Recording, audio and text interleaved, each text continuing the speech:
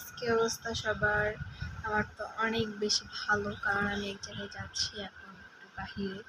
যদিও আমি আমার সিস্টারের সাথে যাচ্ছি, আমার কেউ যাবে না। তো আমার মা আছে না, এই যে এই ব্রেসলেটটাকে বলা হচ্ছে ভণ্ড ব্রেসলেট। আর বলবেই না কেন, আমি নিজেই ভণ্ড, তো ভণ্ড জিনিস পরবো না। এই দেখো, এটা অনেক সুন্দর একটা ব্রেসলেট, আমার অনেক বেশি ভালো লাগে এই ব্রেসলেটটা পরতে। এটা হোয়াইট কালারটা আমি কোনো জায়গায় পাচ্ছি না, কোনো জায়গায় না। সবাই দেখলাম হোয়াইট কালারটা পেয়ে গেছে, বাট আমি পাচ্ছি না, কেন আমি কিছু বুঝতেছি না। এটা পাইছি, তারপরে এই ফিতা ছাড়াটা পাইছি, তো হোয়াইট কালারটা আমি পাচ্ছি না কোনো জায়গায়। তো লিপস্টিকটা ভালো করে দেওয়া হয়নি।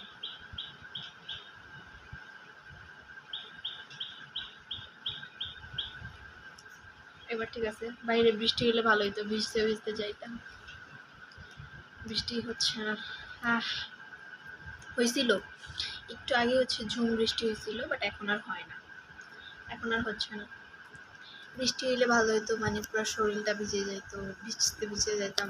সেই কারণে বৃষ্টি হবে দেখে আমি আজকে মাস্কারা দেই নাই। দেখো, মাস্কারা দেই নাই, বৃষ্টি হবে এই জন্য। গলে পড়বে তো না, যেহেতু ওয়াটার প্রুফ, গলে তো পড়বে না। তারপর একটা মনের মধ্যে একটা ভয় থাকে যে এটা পড়ে যাবে গলে, তো সেই কারণে হচ্ছে গিয়ে মাস্কারা দেই নাই, মাস্কারা ইউজ জানি না।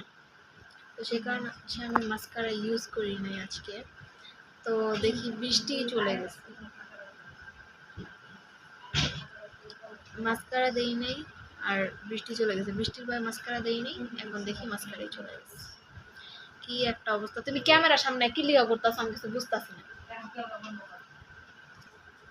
আজকে ড্রেসটা পরতে চাইছিলাম হচ্ছে বেবি পিঙ্ক কালার, বাট আমার মা আমাকে পরতে দেয়নি। বৃষ্টি বাহিরে মানে কি, মানে কাদো দিয়ে হচ্ছে, মানে কাদা দিয়ে সবকিছু ভরে যাবে, তো সে কারণে হচ্ছে আমাকে পিঙ্ক কালারটা পরতে দেয় নাই। এইটা হচ্ছে কি আমার একটা ফেভারিট একটা ড্রেস, যেহেতু ওড়নাটার জন্য আমার ফেভারিট হয়ে গেছে এই ড্রেসটা।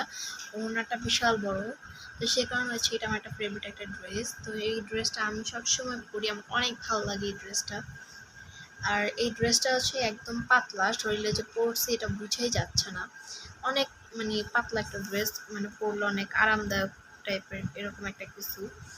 তো যাই হোক, অনেক বকবক করছি, এখন একটু থামার পালা। মুখটা ব্যথা হয়ে গেছে আমার বকবক করতে করতে। আমার ভাইকে ঘুম পাড়াইছি, আয়াতকে।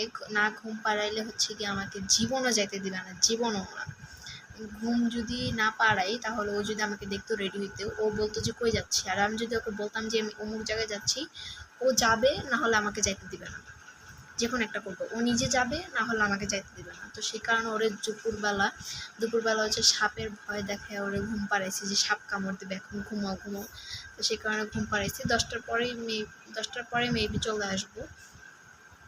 তো দেখি কি হয়, কয়টা বাজে আসা যায়। ওকে, অনেক বকবক করছি, এখন যাওয়ার পালা। আল্লাহ হাফিজ।